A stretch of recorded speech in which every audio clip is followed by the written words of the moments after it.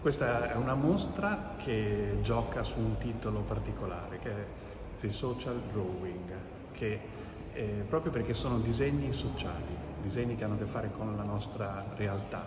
Sono una scelta che ha fatto Rosa Polacco, una giornalista, di casi molto conosciuti in Italia.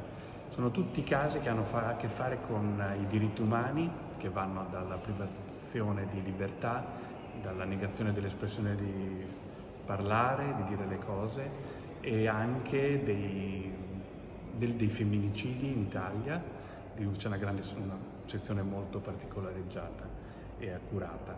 Quindi sono disegni che sono soprattutto stati usati dagli altri e condivisi nei social, ma anche portati nelle piazze, alle manifestazioni, usati proprio come strumento di difesa di chi viene o imprigionato o altro che gli può succedere. Vengono usati dalle famiglie, dagli attivisti, dai giornalisti e dalle persone comuni.